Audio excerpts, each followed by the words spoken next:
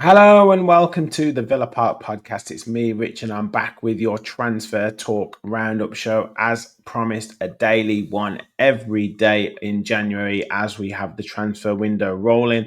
Make sure you hit that like button, make sure you hit that subscribe button. Help us continue on the road to 10,000 subscribers and get your comments in below, your thoughts on the latest rumours. It's been a bit of a strange day today. We've got on transfer rumours. We've got Saudi Pro League bids for our players, apparently. We've got one loan in and one loan out, and then a player who looks like he's sticking around. So lots to cover today. And the first one is obviously the Loic Bade deal. We've said goodbye to Diego Carlos. That was announced today.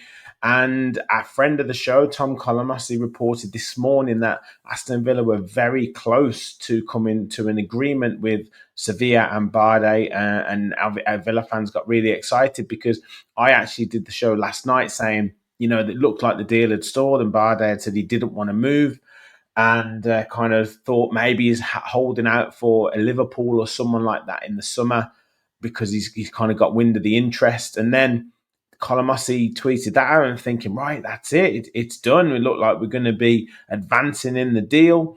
And then it came out that he's decided to stay at Sevilla and he's not really enticed by the project at Aston Villa. And, maybe he doesn't think that he'll get in the French squad and then specifically rejected the deal. Then it was talked about that Sevilla wanted Lamar Bogard as part of the deal, but Villa have rejected that. They don't want to send him out on loan, and Bogard's been interested in a number of other clubs, but Sevilla looked like they wanted him as part of the deal for Bade. Villa said no.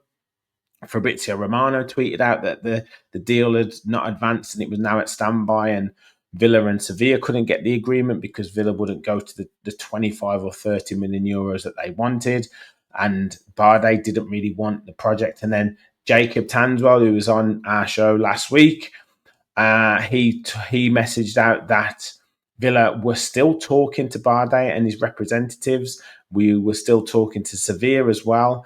And there is a potential of an agreement still to be made. So it's really interesting because Sevilla need the money. Bade, I don't know. He might be holding out for more money. He might be holding out for more assurances. It's been talked about that he wants to know that he's going to be, used quite a bit in terms of first team football. He thinks that Concert is the number one centre back and doesn't know how big his chances will be in terms of getting in the side. He obviously wants to make the French squad as well, so that's part of his thinking. And you can understand if he's the number one centre back at Sevilla. Yes, they might need money, but could they sell someone else? Could they use another alternative?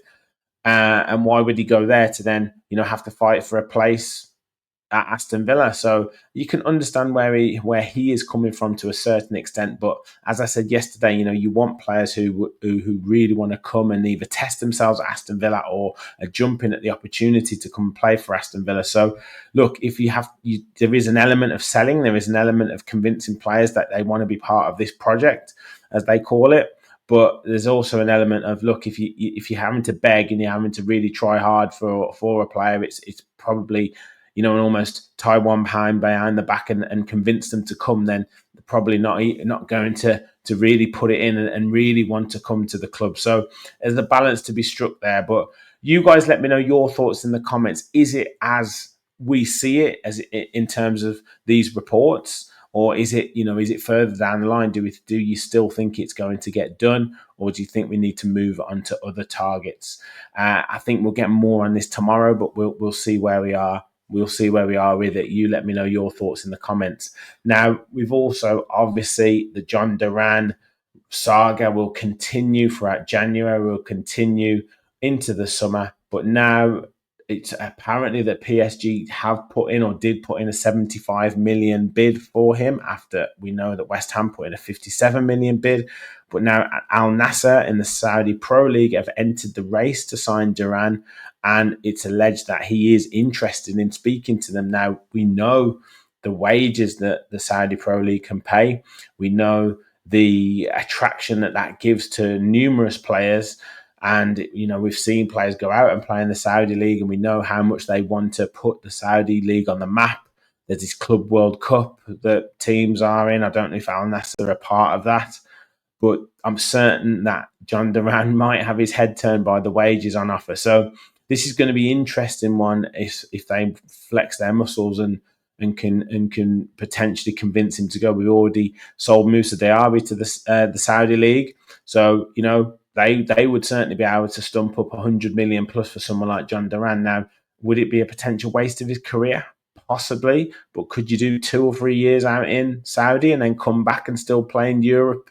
Of course you could. He's only 21 years of age, so he could definitely do that. So there could be legs in this one, but again, could be more likely to be done in the summer. Let me know your thoughts, because this is going to keep rumbling on throughout January, and I think the transfer window closes around the 4th of February, so we haven't got long, but this is going to keep rolling and rolling, and potentially Villa's resolve could be tested with a big bid, and we'll see what happens, because we've seen the record turnover for Aston Villa, but the wages to our turnover is like 96%.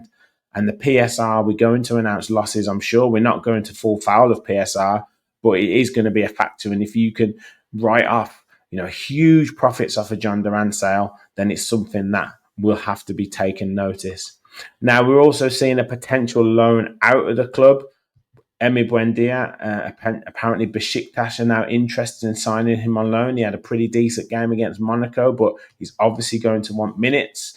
And Unai Emery has said that the decision is in his hands. Could Besiktas be a decent move for him?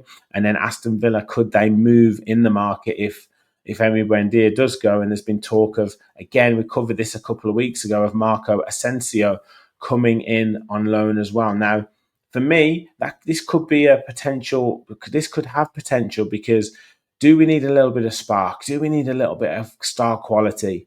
Do we need a big name to come in and a glamorous name? And could Asensio be that type of player? You don't have to sign him on a permanent deal. You don't have to kind of do what we did with Coutinho and, kind of get kidded into this player coming in and hitting the ground running and setting the world alight. And then when you sign him in the summer, he kind of drops and becomes a bit of a damp squib. We could just say, look, half a season, get us some wins, win some matches for us, get us further in the Champions League, give us a bit of star quality. And this could be a little bit of an inspirational signing that we need. So I think this one would be good. I really do. I think we could maybe do something with this one and add some real quality, because I feel like the Villa squad needs a bit of inspiration, needs a bit of a lift. We seem to be plodding through the season at the moment. We certainly haven't hit top gear. We haven't won any games really, really convincingly. And I feel like the squad maybe needs a bit of a lift. Maybe Daniel Marlon can provide that a little bit, but someone like Marco Asensio could really, really give us that spark. So, yeah, I think that could be a good move. You guys let me know your thoughts in the comments. Do you see Emi Buendia moving out on loan? Like I said, Besiktas, River Plate have also been mentioned. Do you see someone like Marco Asensio coming in, or would it have to be someone like a loan with an option to buy or an obligation to buy? We'll have to wait and see. And do you see Jhon Duran moving in this window if the bid comes in and it's big enough? And is there still some legs in this Loic Bade deal, or do we need to move on to other targets? Fico Tomori maybe, or one or two others. So let me know your thoughts in the comments. That's it from me. I'll be back tomorrow with just recorded with Charlie from Academy AVFC, so that will be out very soon. And we've got the West Ham preview and more transfer roundups. You never know, we might get a sign-in or something over the line before the weekend. Make sure you hit that like button, hit that subscribe button. Thank you all for watching. And as always, remember, we all follow the Villa.